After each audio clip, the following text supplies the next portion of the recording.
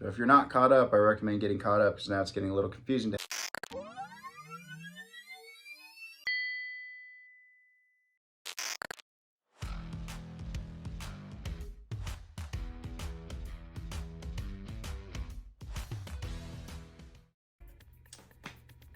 Welcome everybody, if you're tuning into this video. We're doing a little bit of coffee and comic reviewing. As you can see, I got a pretty cool little Shaanxi coffee cup. And some pretty good coffee in there. Yeah. And we're going to review Superior Spider-Man issue 4. There's no special variant with this one. It's literally... if you probably don't know, I mean, you can tell just by looking. It's like Ben Parker holding up Superior Spider-Man with a suit with Doc Ock behind him, yelling. So, you kind of, that's already a little bit of a spoiler right there. And if you been keeping up with this series, basically, it's continuing off, well, not only are they bringing back the Superior name, which is from a big previous, big story that happened in Spider-Man's life, but more recently, in the 2023, when it started to continuing to now, it's been about a villain from Doc Ock's past coming out for revenge. But by Doc Ock's past, I mean Doc Ock as Spider-Man's past. So she's out for blood for Spider-Man. Right now, currently in this story right now. So if you're not caught up, I recommend getting caught up because now it's getting a little confusing to have to go all the way back to the beginning to explain. But basically, villains kidnapped Anna Maria Marconi, which is one of Otto's loves from, that he really loved it during his time during Spider-Man.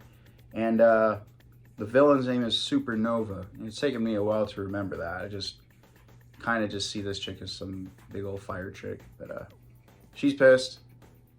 So, Anna Maria Marconi is making conversation with her during her time in captive, but it's not going to be enough because what Supernova's truly after is revenge. And meanwhile, if you kept up with the last issue, Otto is trying to get back into Peter's mind and take over his body once again after Peter had trusted him during a mission.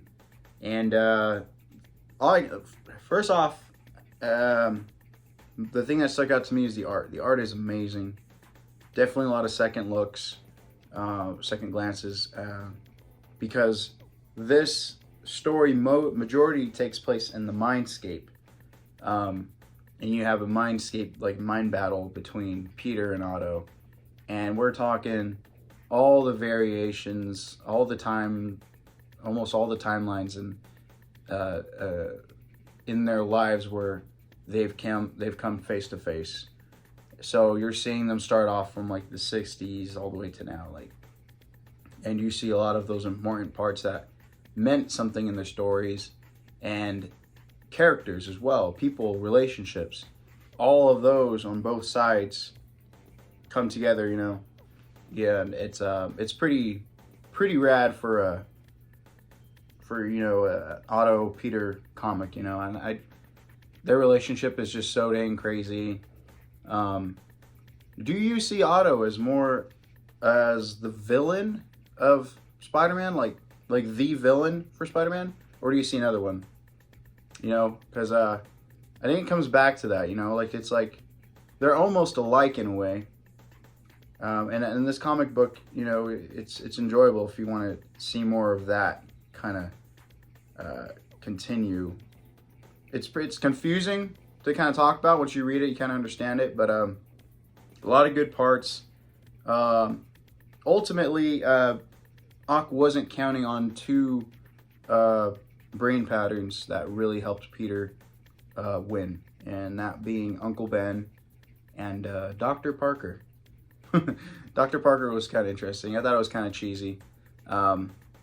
It's basically a version of Peter that didn't get bit by the spider, and they helped Peter prevail within the mindscape. And it was a good issue. Basically, Otto lost it in trying to control Peter's body, but it doesn't mean Peter doesn't want to help him. They still want to work together to save Anna, and that's where the issue ends. And you know, Otto's like, well, I failed, and you know, you're the superior Spider-Man, I always will be. Why do you need my help? And well, the villain, Supernova, she is an example of Otto's work with fusion, you know, trying to control it, and the tritium and all that stuff. And the quadritium that they stole in the last issues, they're going to use it to help fight Supernova. But that's where this issue ends. I thought it was fun. It was good art. A lot of good lines. And like I said, I think the ending was just a bit cheesy. But, you know, maybe I was expecting, you know, Superior to be once again fully realized with Otto behind the wheel and stuff. And it makes you question, what's the point of this? What's the point of this series? You know, it's called Superior Spider-Man. Is Otto not Spider-Man? You know, like, is it just Peter being more superior? Like, I mean, yeah. So, I mean, that could be a critique, a negative critique. It's still a fun read. I enjoyed the heck out of it. So, I've enjoyed the heck out of the just reading comics again. I'm trying to get back into it consistently. I took this really long break from comics, so. And Superior Spider-Man was one of those stories that I kept up with all the way from beginning to end. So it means a lot to get back to it. But yeah. If there's anything you're like, okay, well, where's this going to lead off to, and is this necessary as a story? It's necessary for me to have a good time and read a comic book. That's what I feel. But yeah, we'll see where this all pans out. You know, if you enjoyed me talking about Superior Spider-Man.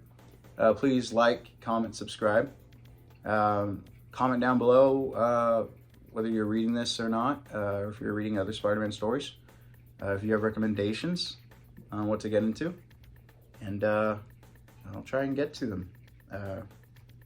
Feedback and all that stuff. So, yeah, well, on to the next one. Cowabunga-doo!